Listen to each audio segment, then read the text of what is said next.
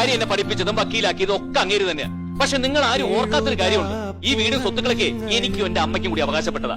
മരിക്കുന്നത് വരെ അമ്മ അത് ആവശ്യപ്പെട്ടിട്ടില്ല, നാളിതുവരെ ഞാനും അത് ആവശ്യപ്പെട്ടിട്ടില്ല. എന്നിട്ട് ഒരു വേലക്കാരന്റെ സ്ഥാനമെങ്കിലും എനിക്ക് വീട്ടിൽ തന്നിട്ടുണ്ടോ?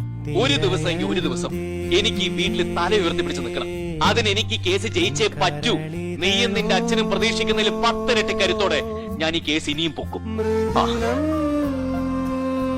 അതിലും ഞാൻ തോറ്റുപോയാ ഒരു പുഴുത്ത പട്ടി വലിഞ്ഞു കയറി വരുന്ന പോലെ പിന്നീട് ഞാൻ ഈ വീട്ടിലേക്ക് വരില്ല. നമ്മൾ തമ്മിൽ ഒരിക്കലും കാണുകയില്ല. ഇപ്പോ എനിക്കൊരു സംശയം, എനിക്ക് വട്ടുണ്ടോന്നു.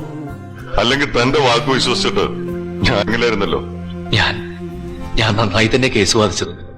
പക്ഷെ തന്നെ രക്ഷപ്പെടുത്താൻ എന്നെ കൊണ്ടാവില്ല. ഒരു നുള്ളു മണ്ണ് പോലും സ്വന്തമായിട്ടില്ലാത്തൊരു തെണ്ടിയാണ് ഞാൻ. ചങ്കു പൊട്ടി നിൽക്കാ പാവം. ഇനി വിഷമിപ്പിക്കരുത്. ചത്തുപോയാള്. തനിക്കൊരു ജാമ്യക്കാരന് കിട്ടാൻ വേണ്ടി ഈ കുറച്ചു സമയം കൊണ്ട് ചേട്ടൻ ഒരുപാട് പേരുടെ കാൽക്കൽ വീണതാ. ഇങ്ങനെ ഒരു കാര്യമായതുകൊണ്ട് ആരും തയ്യാറാവണില്ലേ?